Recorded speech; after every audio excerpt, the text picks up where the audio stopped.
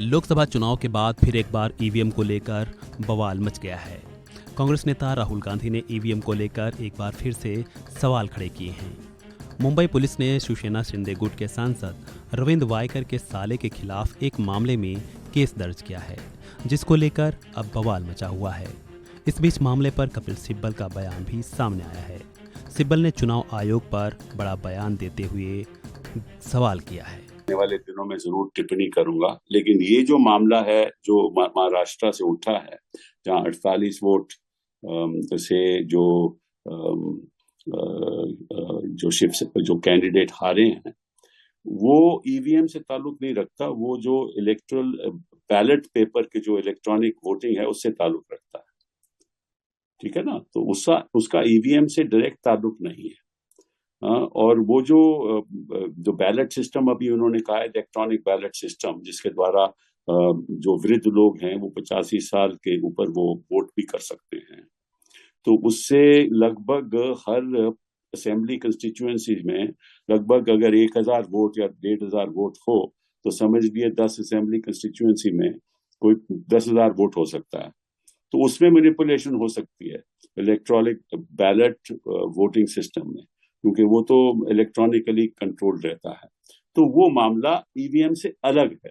तो ईवीएम की चर्चा तो मैं आकर करूंगा, मैं बाहर इस समय हूँ हिंदुस्तान के, आकर करूंगा कि वो तो मतलब कि अलग चर्चा है, और उसके बारे में आज के दिन टिप्पणी नहीं करूंगा, क्योंकि जो एफआईआर दायर हुई है वो ईवीएम के संबंध में दायर नहीं हुई। सर, चुनाव आयोग ने ही इसके ऊपर शिकायत करी पुलिस में, और उसके बाद ही जो है ये मामला आगे बढ़ा, और जो जीते हैं सांसद, उनके ही रिश्तेदार के ऊपर पुलिस को पूरी तरीके से नामजद उनको वो कर रही है। उनके फोन से कहीं ना कहीं मैनिपुलेशन होने की बात पुलिस इन्वेस्टिगेशन में सामने आ रही है, उसको वो आगे देख रही है। ये एक टेक्निकल इशू जरूर हो सकता है, लेकिन पूरे ओवरऑल प्रोसेस के ऊपर एक क्वेश्चन उठ रहा है, जिसपे पॉलिटिक्स अब बड़ी सामने आ गई, जहां पर जो विपक्ष के नेता हैं उन्होंने भी कहा, राहुल गांधी ने तो ये तक कहा कि एक ब्लैक बॉक्स बन गया है ईवीएम मशीन। इसके साथ साथ इंटरनेशनल प्लेटफॉर्म पे एक सोशल मीडिया प्लेटफॉर्म एक्स के जो सीईओ है जो हैं, वो एलन मस्क उस पे कह रहे हैं, और उसके साथ साथ हमारे जो फॉर्मर यूनियन मिनिस्टर जो है उन्होंने भी रिप्लाई किया उसके ऊपर, राजीव चंद्रशेखर। उसको आप कैसे देखते हैं पूरी पॉलिटिकल डेवलपमेंट को आफ्टर दैट? जब ऐसा है कि जब सुप्रीम कोर्ट ऑफ इंडिया ने कह दिया कि we must trust our machines and we must trust the election commission of India, जब सुप्रीम कोर्ट ही उन पे ट्रस्ट करती है, तो उसके बारे में मुझे टिप्पणी करने की जरूरत क्या है? क्योंकि अगर हम सरकार पे ही ट्रस्ट करने लगे, मशीनों पे ही ट्रस्ट करने लगे, तो फिर सब मशीन के द्वारा काम होना चाहिए। और कोर्ट्स हैं किसके लिए? अरे कोर्ट्स तो इसीलिए हैं कि अगर सरकार पे ही आपको ट्रस्ट करना है, तो आप छोड़ दीजिए, फैसले देने छोड़ दीजिए।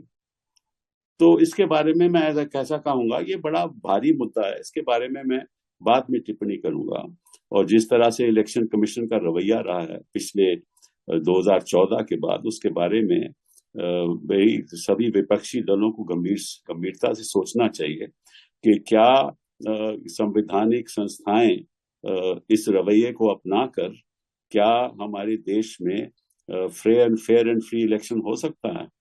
तो ये एक बहुत ही अलग मुद्दा है। इसमें ईवीएम की इश्यू भी शामिल है, इसमें इलेक्शन कमीशन के फैसले भी शामिल हैं, इसमें इलेक्शन कमीशन का रवैया भी शामिल है, इससे इलेक्शन कमीशन किस तरह से शेड्यूल करती है वो भी शामिल है। ये तो बहुत भारी मुद्दा है, और विपक्ष को जोर से सेशन में उठाना चाहिए।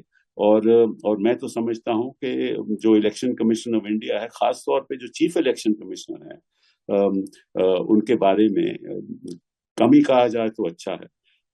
उनका जो रवैया रहा है वो निष्पक्ष नहीं रहा, और हम इस पे, मैं समझता हूँ विपक्ष इस पे कार्रवाई करेगा और करनी चाहिए।